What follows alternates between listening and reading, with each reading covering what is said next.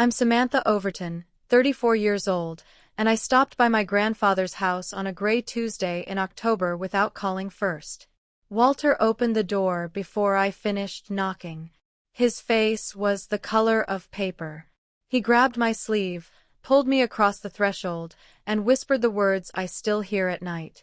"Get inside quickly. Hide right now." I opened my mouth to ask why. Then I heard tires crunch the gravel behind me, and my mother's car rolled into the driveway. He pushed me toward the kitchen, toward the narrow gap behind the pantry cabinet. My grandfather didn't look confused. He looked like a man who had been waiting for me. In the next 40 minutes, I heard things that changed how I saw my mother forever, and what I did after that broke my family apart. Welcome back to Calm Drama Stories, where quiet people find their voice and the truth always finds its way to the table. If stories about family, courage, and standing your ground move you, drop a comment and be sure to subscribe. The gap behind the pantry smelled like cold coffee and old wood. I pressed my back to the wall and made myself small.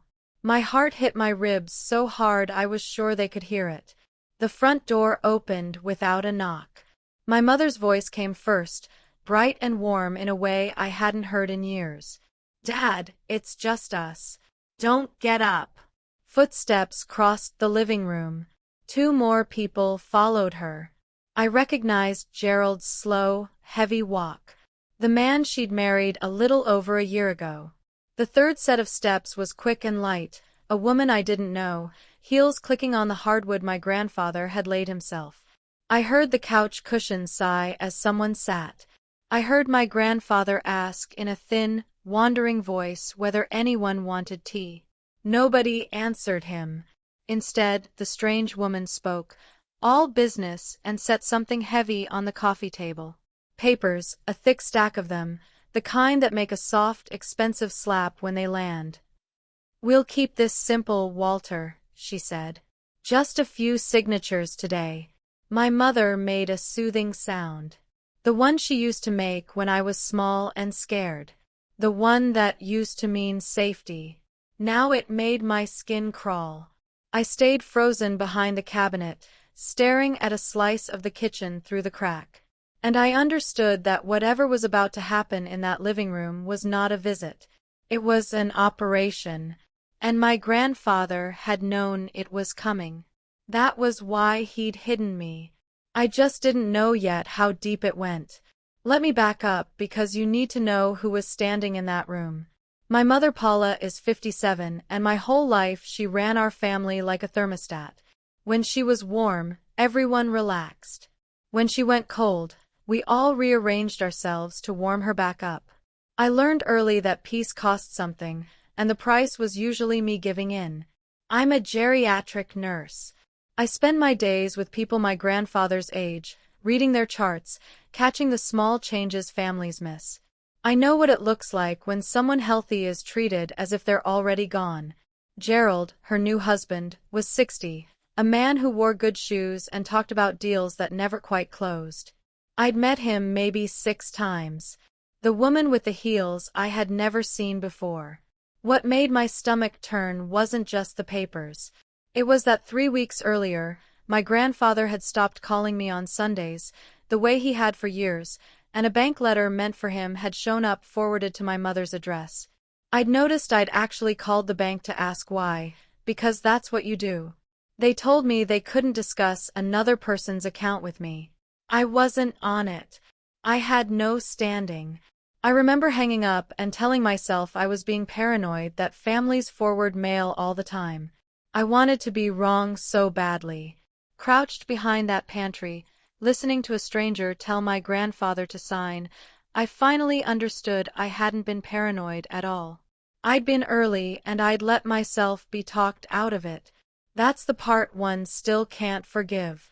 The stranger walked him through it in a flat, practiced voice. She said the papers would let my mother handle things so Walter wouldn't have to worry. Financial power of attorney, she called it. Once he signed, my mother could manage his accounts, his bills, everything. Then Gerald spoke and his voice was softer, which somehow made it worse.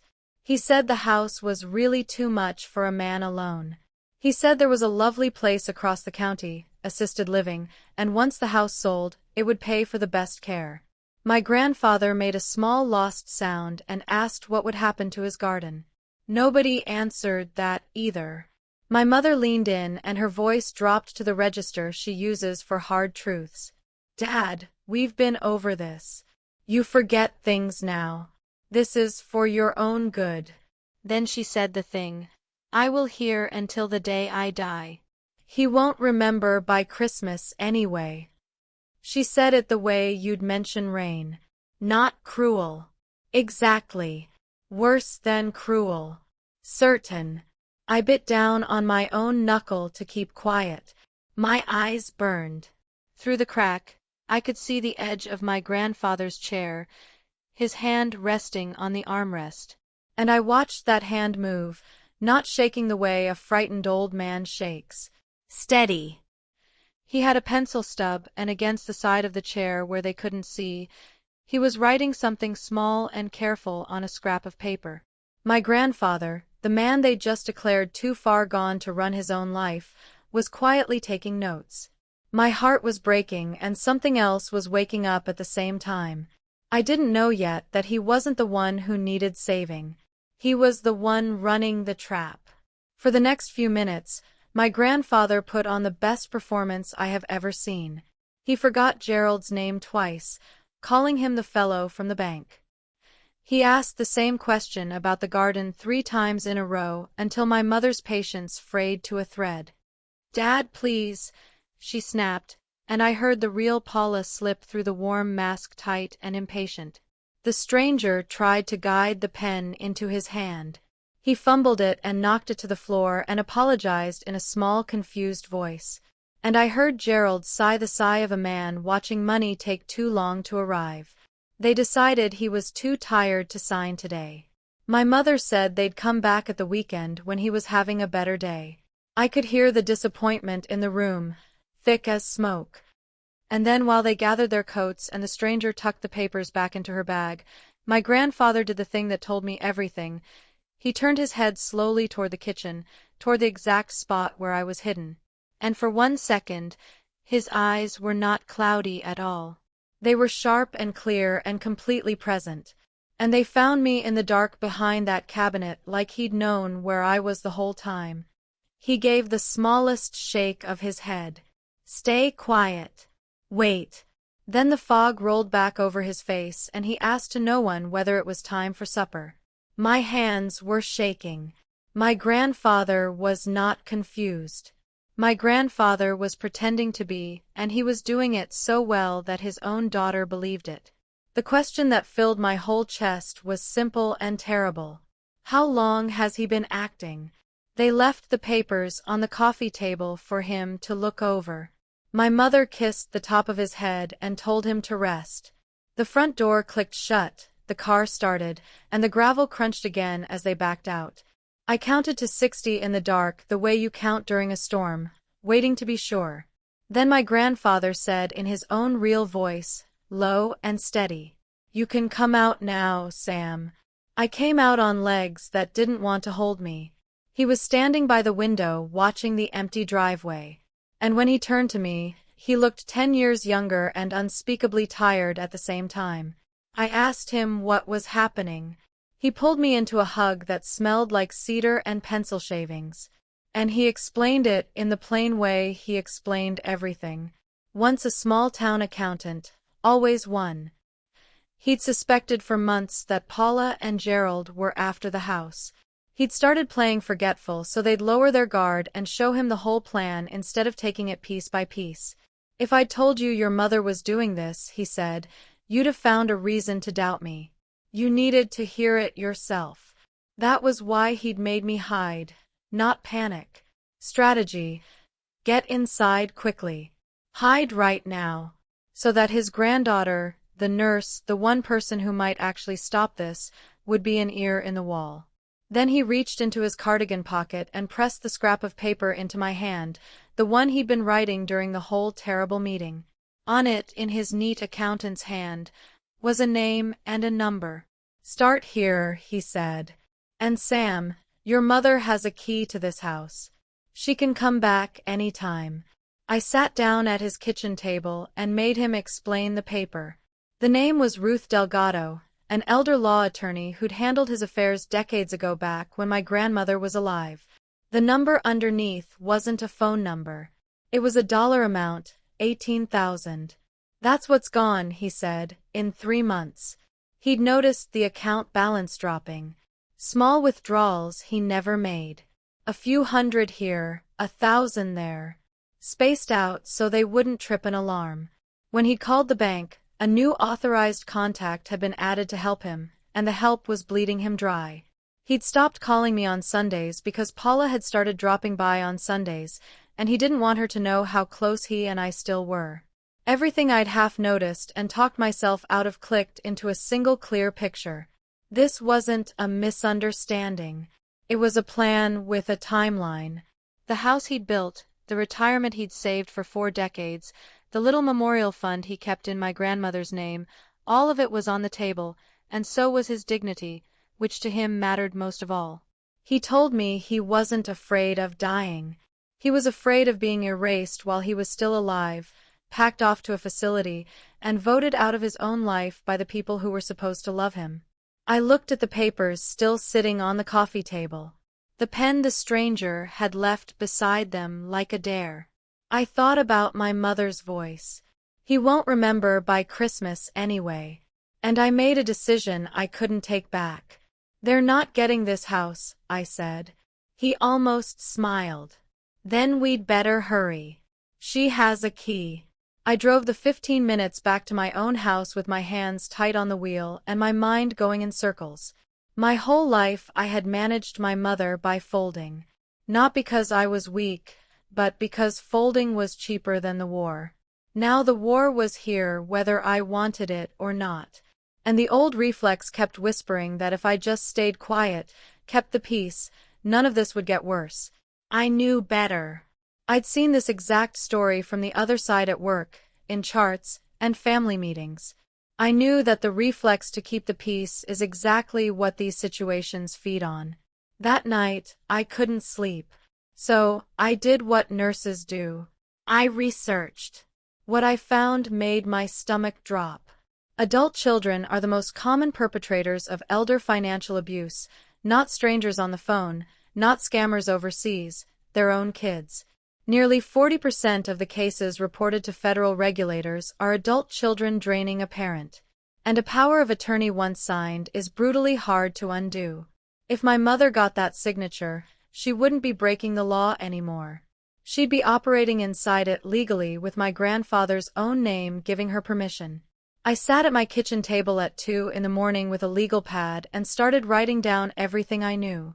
Dates, amounts, the forwarded letter, the stranger with the papers.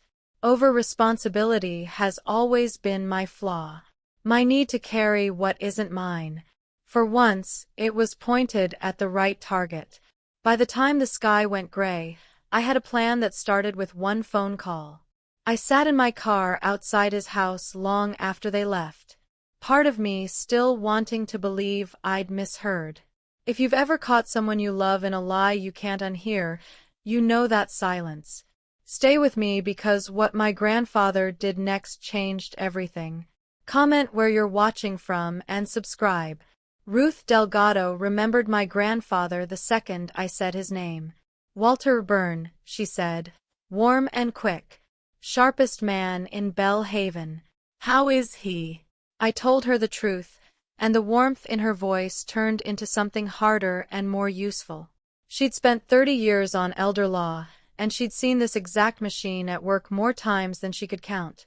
She laid out the situation for me in plain terms. No comfort padding, which I appreciated. As long as he hadn't signed the power of attorney, we still had a door open, but it was closing. To hold it open, we needed 3 things.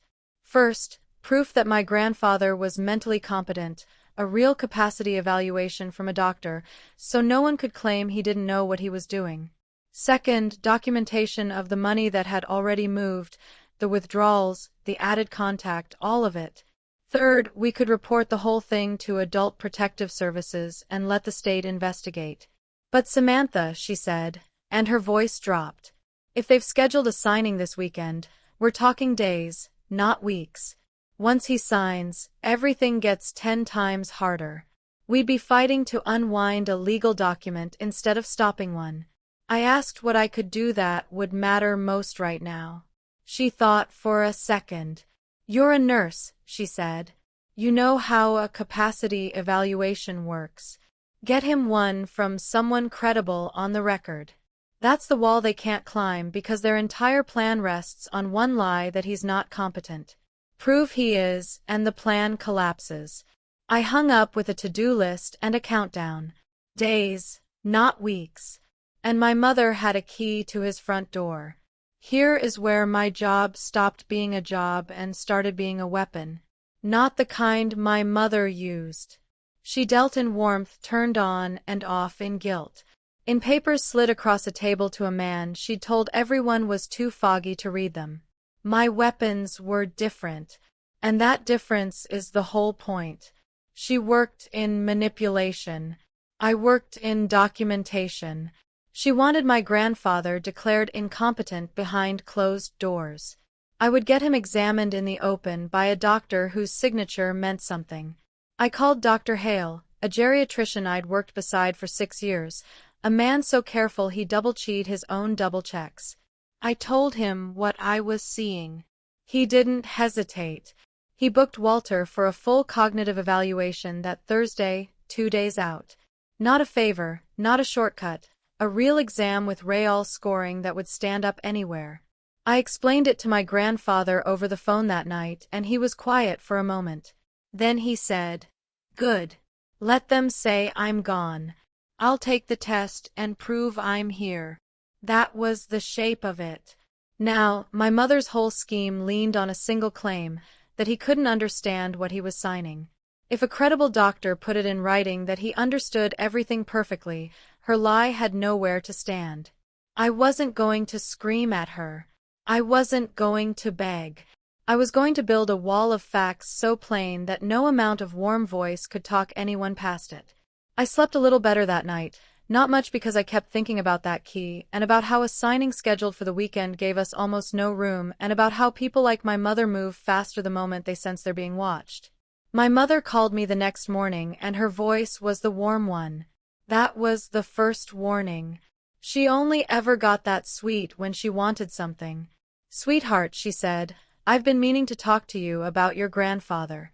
She told me he was slipping, that it broke her heart, that she and Gerald were just trying to protect him from himself. She said she'd hate for him to sign a bad contract or get scammed. The irony nearly made me laugh, and underneath the honey, I could hear the real question she was fishing for. She wanted to know what I knew. The old me would have rushed to reassure her, to smooth the moment, to make her feel that I was on her side so the call would end without conflict. I felt the reflex rise up in my throat like it always did. I swallowed it. "That's really sad, Mom," I said. "And nothing else. Flat. Safe." I gave her no thread to pull. There was a small silence on her end, the sound of someone recalculating. Then, casual as anything, she mentioned Grandpa's 80th birthday at the end of the month. "The whole family is coming," she said. "Neighbors, the pastor, everyone. It'll be lovely." She said it lightly, but I heard the weight under it. She was building an audience. Whatever she planned to do, she wanted it done in front of people so it would look like consensus instead of a robbery. I said the party sounded nice and got off the phone before my voice could give me away. Then I sat very still. She was moving the date, not the weekend anymore, the birthday. She wanted witnesses. And that told me she was more dangerous than I'd feared because she was thinking about how this would look. Wednesday, I took my grandfather to the bank.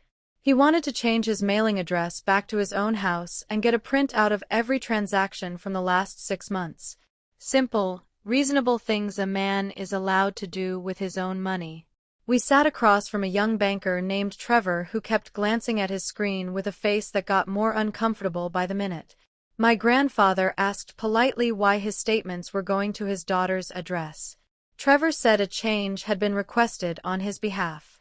My grandfather asked who authorized adding Gerald as a signer on one of his accounts. Trevor's ears went red. The change had written in on a limited authorization Ranata had coaxed out of him weeks earlier under the guise of help with the bills. Submitted in person with a notarized signature card that had cleared the bank's process. All technically in order. There it was.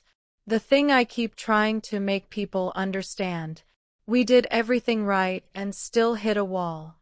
My grandfather had caught it, questioned it, come in person to fix it, and it still wasn't a simple undo.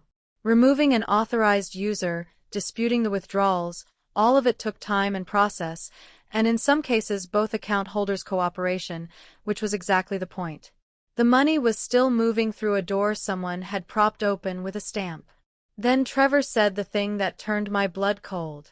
Someone had already called ahead to tell the bank a financial power of attorney naming my mother was coming any day now, so they'd be ready to honor it the moment it landed. The document itself wasn't signed yet, but the ground had been prepared. Every rail laid in advance so that his signature would be the only thing left to add. I asked Walter quietly if he'd signed anything. He hadn't. They weren't waiting on the bank. They were waiting on him at the party surrounded by people. We got the print out. We changed the address back. But I walked out of that bank understanding that the trap wasn't a plan anymore. It was already half built. That night, I went looking for the stranger with the heels. It didn't take long. Her name was Ranata Poole, and she called herself an elder care consultant, which turned out to mean whatever she needed it to mean. She wasn't a lawyer. She wasn't a licensed social worker. She was a notary who ran a side business helping families with transitions. And the reviews I found painted a clear picture. She specialized in getting elderly people to sign things fast before anyone in the family who might object could get in the room. One family wrote that she'd shown up while their father was on pain medication and walked out with a signature an hour later. She worked on commission, a cut of every transition she closed. To Ranata, my grandfather wasn't a person. He was a deal. And the more I read, the more I understood what my mother and Gerald had actually assembled. Paula brought the trust, the warm daughter who'd say it was all for Dad's good. Gerald brought the motive and the paperwork. Ranata brought the machine that turned an old man's confusion, real or faked, into legally binding ink. 3 people, 3 jobs, 1 target. Then I found the detail that made me put my laptop down and stare at the wall. Renata's online booking page showed a long block held open for the afternoon of my grandfather's birthday. No client name attached, just a signing session on a Saturday. She'd otherwise marked as off. Lined up against the party my mother had just happened to mention. It didn't take much to see what it was. They weren't just using the party for cover. They'd planned it down to the hour. Get him surrounded by loved ones and cake and 80 balloons. Make him feel safe and loved. Then produce the papers in front of everyone so that when he signed, half the town would swear he'd done it happily, of his own free will. It was smart. It was patient. It was the coldest thing I've ever seen. Thursday came. I drove my grandfather to Dr. H's office, and I sat in the waiting room while a careful man asked careful questions for the better part of 2 hours. When they came out, Dr. Hale looked at me over his glasses and said plainly that Walter was one of the sharpest 80-year-olds he'd examined in years, fully oriented, excellent recall, sound judgment. He'd put it all in writing, dated, and signed the exact wall Ruth had told me to build. My grandfather looked pleased with himself in a quiet way, like a man who just balanced a ledger down to the penny. But it was what he did in the car afterward that I'll never forget. He reached into a canvas bag he'd brought and set an old tin box on my lap, the kind that once held holiday cookies, the lid gone soft with decades of opening. It had been my grandmother's. "It's time you had this," he said. I asked what was inside. He just told me to open it at home alone and to read the letter first. His hands were steady on his knees. His voice was steady, too, but his eyes were shining, and I realized this quiet, competent man had been carrying something heavy for a very long time and had finally decided to set part of it down. I held that tin box the whole ride, the metal cold, through my sleeve, and something about it studied me more than any legal document had. Here was a thing I could hold. Whatever came next, whatever my mother tried at that party, I had a doctor's signature saying my grandfather knew exactly who he was. And I had my grandmother's box on my lap, and I had a name and a number in my grandfather's neat hand. The wall was going up, but the heart of it wasn't in any file yet. It was in that box. I opened the tin box that night at my own kitchen table.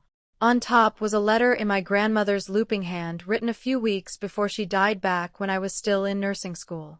Nora Rern had known she was running out of time and she'd used some of it to write to the future. The letter wasn't to me exactly. It was to the family to be read when it mattered. She wrote about how she'd watched money curdle other families she'd known, how she'd seen inheritances turn brothers into strangers. She wrote that she was afraid of it happening to hers. And then she wrote a line about Paula that undid me. She knew my mother felt unloved. She wrote that Paula had spent her childhood believing Walter loved the memorial work, the church, the whole town more than his own daughter, and that some of that hurt was real, and some of it was a story Paula told herself, and that both kinds of hurt can rot a person from the inside. Please, my grandmother wrote, don't let money be the thing that decides who we are to each other. Under the letter was the reason all of it existed. My grandfather's original will and a deed of intention, spelling out that the house was never meant to be sold or handed to anyone. It was meant to fund a nursing scholarship in my grandmother's name to send young women like me through school the way Nora had always dreamed. The house was never meant to be sold. It was meant to send nurses to school in her name. I sat there a long time with my mother's voice in my head. He won't remember by Christmas anyway. And I thought with a calm that surprised me that he would remember. The doctor had proved it in writing. My grandmother had left the reason in a cookie tin. Now I just had to make sure the whole town saw it, too.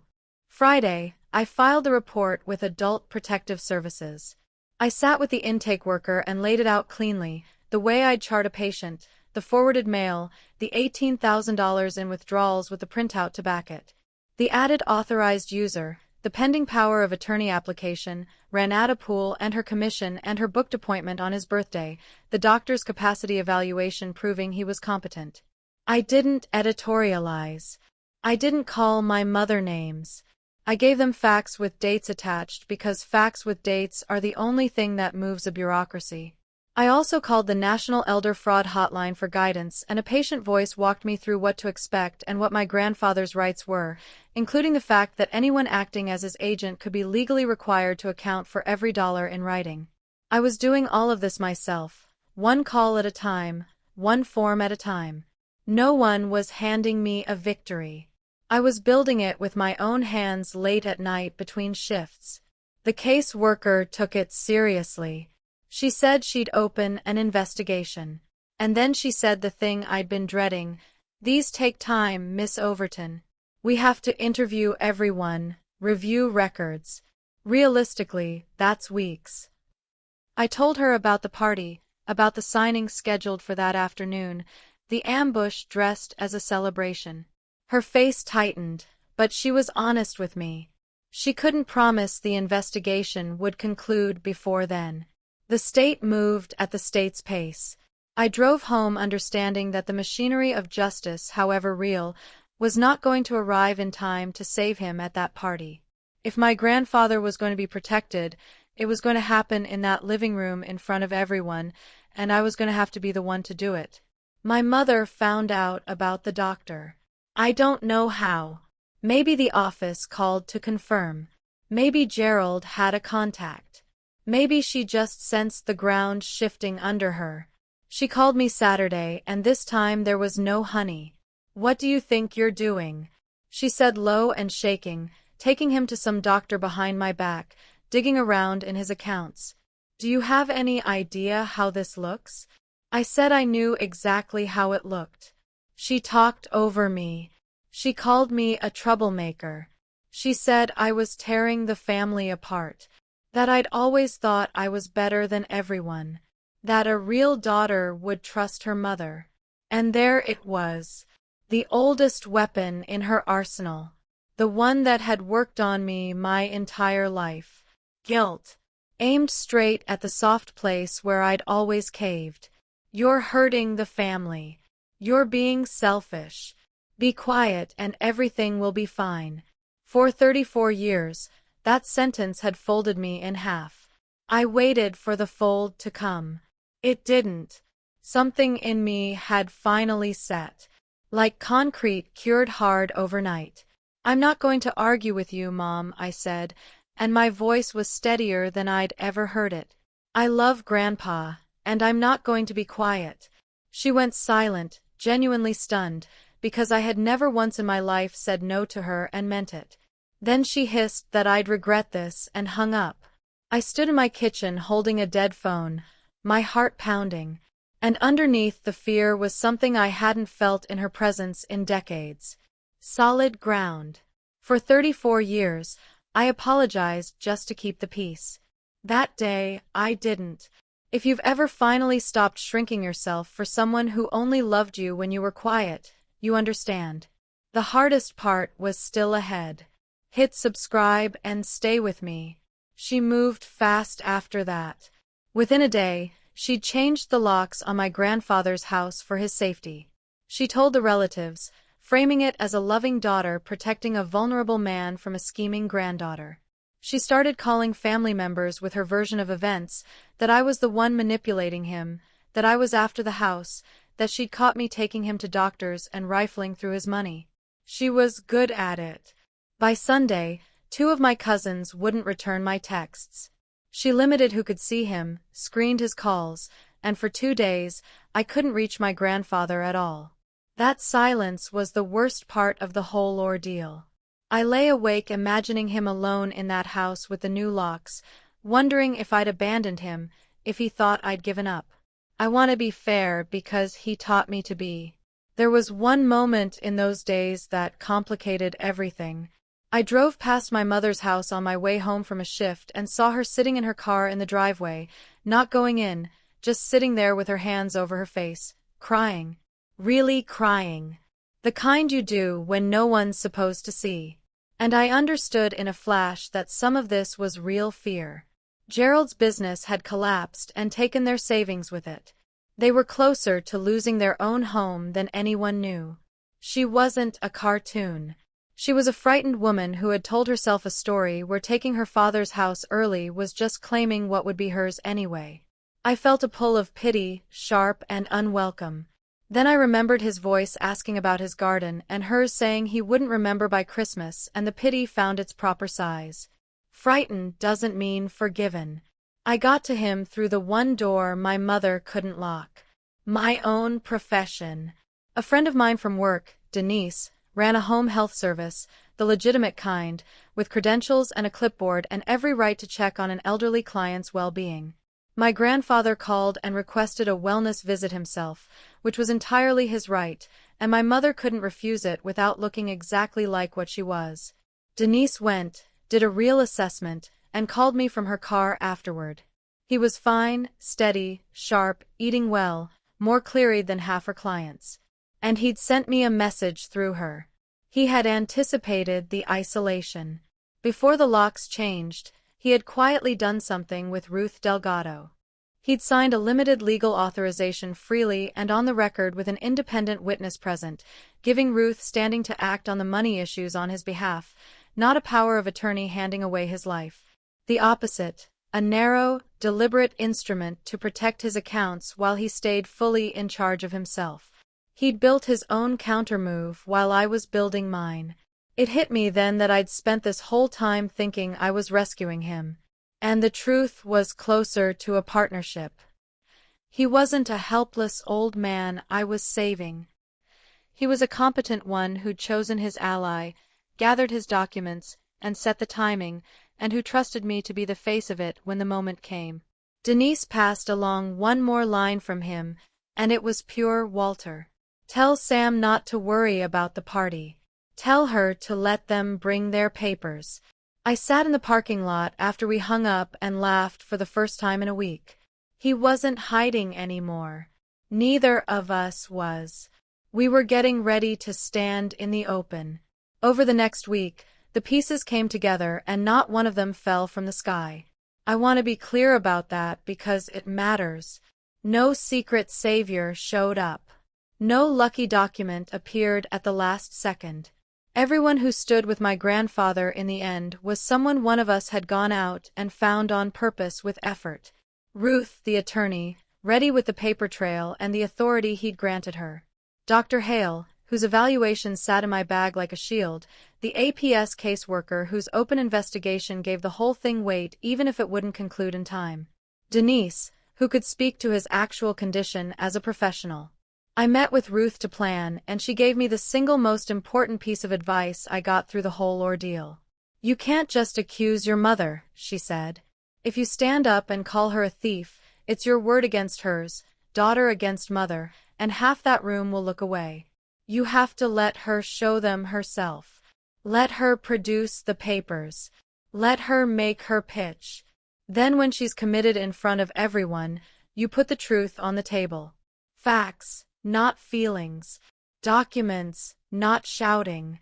It was the asymmetry again, laid out like a map. My mother's power was performance.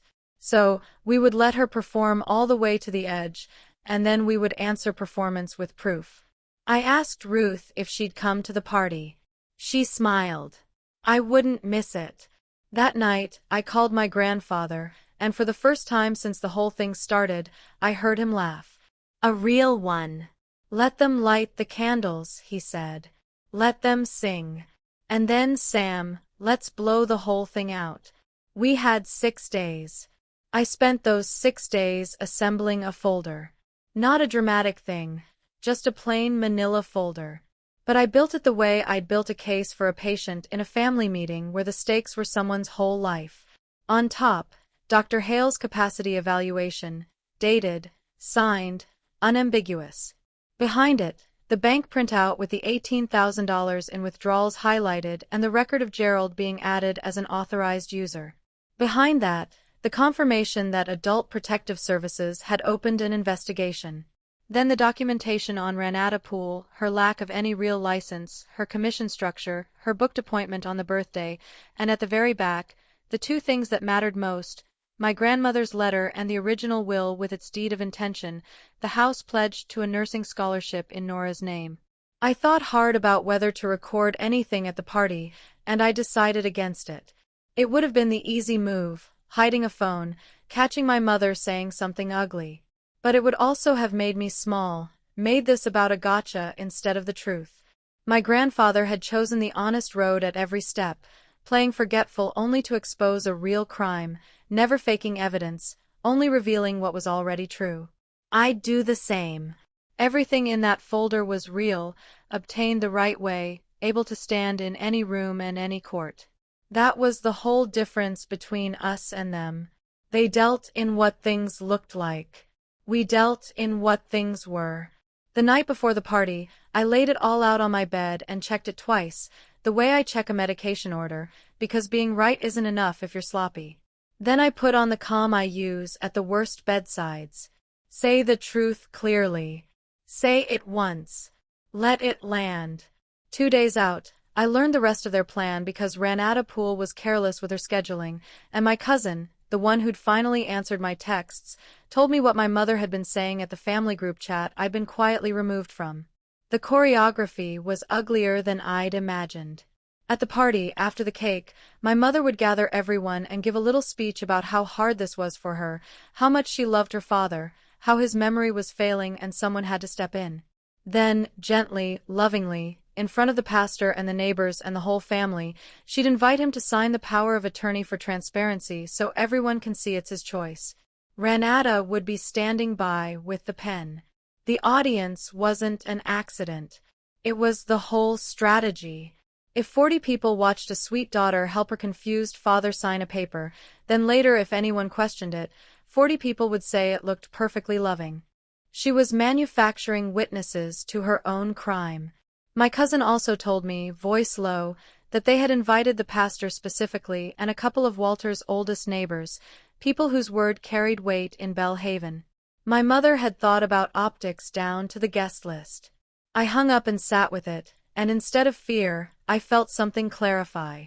She'd built a room full of witnesses to bless her. Fine. A room full of witnesses cuts both ways.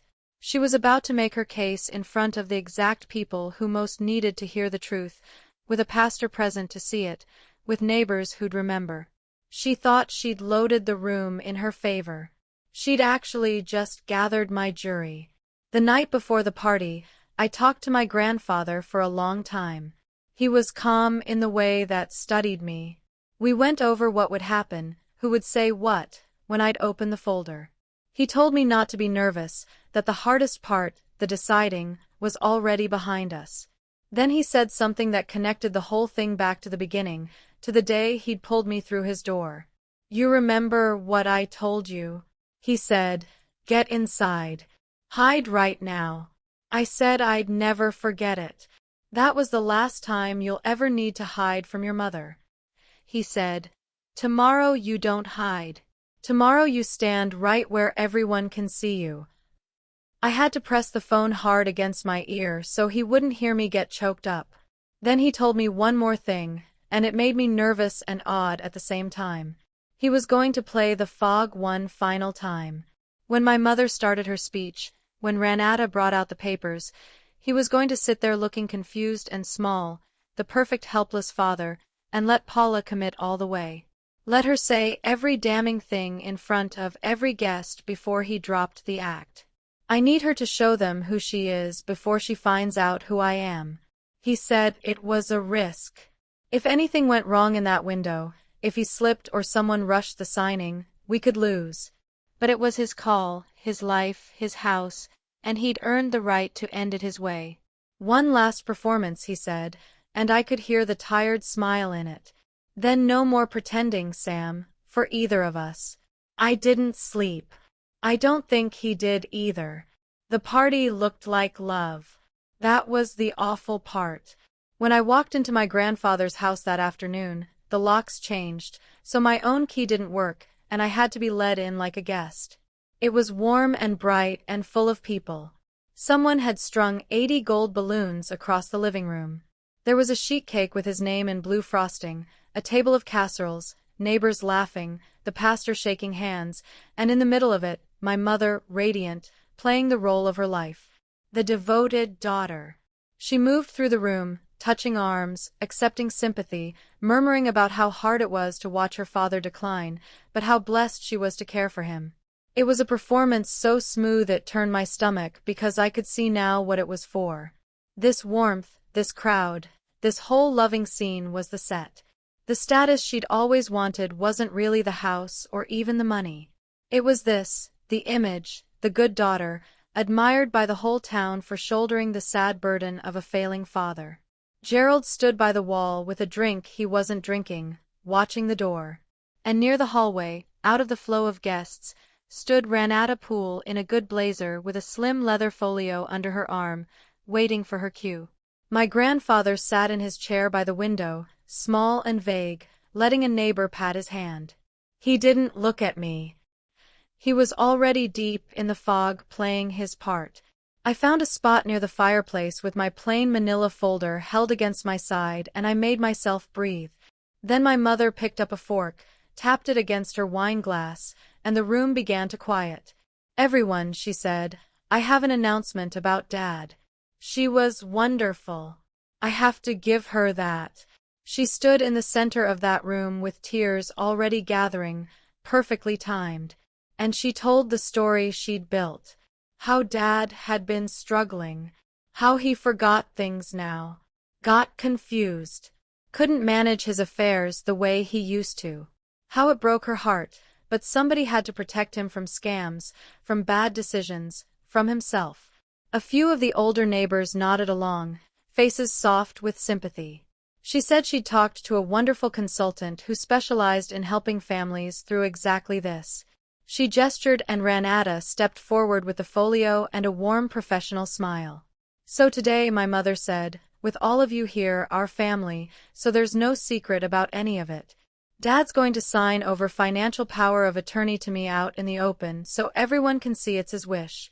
It was masterful. She'd wrapped a robbery in the language of transparency. Renata opened the folio on the coffee table, smoothed the papers, and uncapped a pen. My grandfather, in his chair, looked up with damp, confused eyes, and asked in his best foggy voice whether it was time for cake. The room laughed gently, tenderly, and I watched 40 people fall a little more in love with the story of the poor, confused old man and his devoted daughter. Renata guided the pen toward his hand. Just here, Walter, she said sweetly. Right on the line. My mother beamed. Gerald leaned forward off the wall. This was the moment they'd built everything toward the signature in front of witnesses. The crime made to look like a blessing. I felt every eye in the room ready to watch him sign. I set my drink down and I stepped forward into the middle of the floor. Before Grandpa signs anything, I said, I think everyone here should hear a few things first. My voice came out level, not loud. I'd spent years learning to speak calmly in rooms full of frightened families, and that training held. The room turned to look at me. My mother's smile stayed fixed, but her eyes went flat and hard. Samantha, she said, warm for the crowd, a warning underneath. This isn't the time. It's exactly the time, I said. You said you wanted this done in the open, in front of everyone. Good. Let's do it in the open. I could feel the crowd's attention sharpen. That shift when people sense a scene is about to turn into something real. Renata paused with the pen still hovering. Gerald's jaw tightened. My mother took a step toward me, lowering her voice to that private cutting register only family gets to hear. You are embarrassing yourself. She breathed. Sit down. The old reflex flickered one last time. The pull to fold to apologize. To make the discomfort go away. I looked past her to my grandfather in his chair who was watching me now. The fog thinning in his eyes. Then I looked back at my mother and I did not sit down. I'm a nurse, Mom, I said, calm as still water. I take care of people Grandpa's age every day, and I know exactly what it looks like when someone healthy gets treated as if they're already gone. I turned slightly, so I was speaking to the room now, to the pastor and the neighbors and the cousins, not to her. You all came here to celebrate his 80th birthday. So before anyone signs away his life, you deserve to know who he actually is and what's really been happening in this house. The quieter I got, the more the whole room leaned in. My mother had built her plan on being the only one talking. I'd just taken the floor. I opened the folder and I laid it out one page at a time. The way you build something so solid no one can argue with it. This is a full cognitive evaluation, I said, setting the first page on the coffee table beside Renata's papers. Done 3 days ago by Dr. Hale, a geriatric specialist.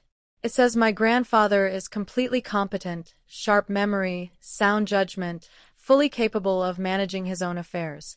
A murmur moved through the room. My mother's story had rested on one claim, and I'd just put a doctor's signature through the heart of it. This, I said, laying down the next page, is his bank record from the last 3 months. $18,000 in withdrawals he never made. And here the paperwork adding Gerald as an authorized user on his account notarized by that woman. I nodded at Renata, who had gone very still. This is a letter from Adult Protective Services confirming they've opened an investigation into the financial abuse of Walter Rern. The word abuse landed on the room like a dropped plate. The pastor straightened. 2 neighbors exchanged a look. And this woman with the pen, I went on evenly. Is Renata Poole? She's not a lawyer. She's not a social worker. She's a notary who gets paid a commission for every elderly person she gets to sign papers fast before their families can object. She has an appointment booked for this exact afternoon on his birthday. I let that sit. I didn't raise my voice once. I didn't call my mother a thief. I just kept putting true things on the table, one after another, until the warm story she'd told fell apart in front of the very witnesses she'd gathered to bless it. Renata slowly capped her pen and slid the folio off the table. The neighbors weren't looking at the confused old man anymore. They were looking at my mother, and my mother had started to breathe fast. Renata tried to save herself first, the way people do when the deal goes bad. Everything I do is completely legal, she said, straightening her blazer, reaching for professional calm. The family requested my services. There's nothing legal about rushing a competent man into signing away his assets, said a new voice from the doorway. Ruth Delgado stepped into the room, gay-haired and unhurried, and every lawyer instinct in her filled the space. I'm Mr. Rern's attorney. He granted me limited authority 2 weeks ago, freely with a witness, while fully competent precisely because he knew this was coming. Ms. Poole, you may want to speak to your own lawyer before you say another word. Renata's mouth closed. She picked up her folio and without another sound, she left. That's the thing about people who treat lives like transactions. The second the transaction turns dangerous, they're gone. Then everyone looked at Gerald. He was still by the wall, but the confidence had drained out of him, leaving something small and cornered. The 18,000 went into an account you're on, Gerald, I said quietly. Your business closed in the spring.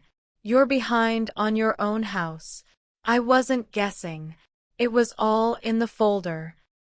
He opened his mouth, found nothing in it, and shut it again. In the space of 5 minutes, the whole apparatus my mother had built, the consultant, the moneyman, the machine, had folded and gone quiet because none of it could survive daylight. That was always the difference. Their entire plan needed the dark, needed the confusion, needed no one to look too closely. The moment the truth was on the table in front of witnesses, it collapsed under its own weight. Only my mother was left standing in the center of the room, and the whole town was watching her. Now then, my grandfather stood up. He did it slowly, but not the way a frail man stands. He rose the way a judge rises, and when he was on his feet, the fog was gone from his face completely, and every person in that room saw the difference at once. The confused old man they'd been pitting for the last 20 minutes had vanished, and in his place was Walter Rern. 40 years the town's accountant, sharp as the day he'd retired. I'd like to say something at my own party, he said, and his voice carried without rising. The room went utterly silent. I'm not confused. I haven't been. I've known for months what my daughter and her husband were planning, and I let them think I was slipping so they'd show me the whole of it instead of taking it a piece at a time. He looked around at his neighbors, at the pastor, at the cousins. I asked my granddaughter to hide in my kitchen the day they came with those papers so she'd hear it with her own ears and believe it. Everything she just showed you is true. I'm sound of mind. Dr. Hale will confirm it. And nothing gets signed in this house today. A neighbor let out a breath that was almost a laugh. The sound of relief and astonishment together.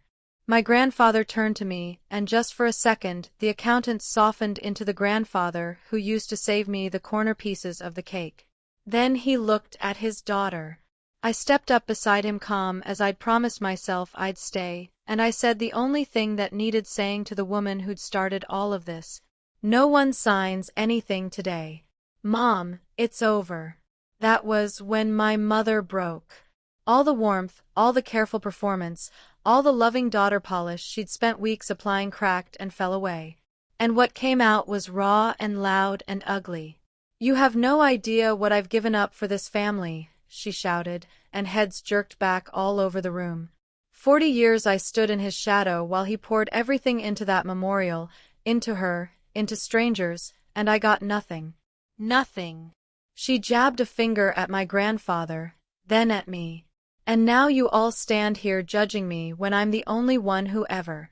Her voice climbed and cracked. You're all against me. It was the exact inversion the whole thing had been building toward, and I felt it land. The villain of the room was no longer a confused old man being robbed. It was a shouting woman, red-faced, spitting blame at her own father on his 80th birthday in front of the pastor she'd invited to lend her credibility. The louder she got, the smaller she became. And I stayed quiet. I want you to understand that I didn't shout back. I didn't gloat. I didn't need to.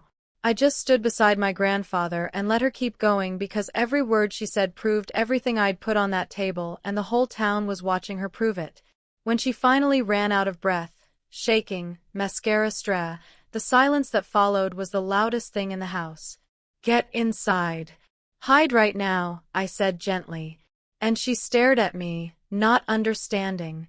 "That's what Grandpa told me the day you came for his house." I hid and I listened and I heard everything. I let that settle. "I'm not hiding anymore and neither is he." She had no answer. For the first time in my life, my mother had nothing to say to me. I reached into the folder one last time and took out Dr. Hale's evaluation again, and I held it up, not as a weapon now, just as a fact. My mother had said one thing at that first meeting that had lived in my chest for weeks like a splinter, and it was time to answer it. "You told him he wouldn't remember by Christmas anyway," I said, quiet enough that the room had to hold its breath to hear me. "You said it like it didn't matter." I set the page down in front of her. "He'll remember this Christmas and everyone after it." She looked at the paper, at the doctor's signature, at her father standing tall and clear-eyed beside me, and something in her finally understood that it was truly finished.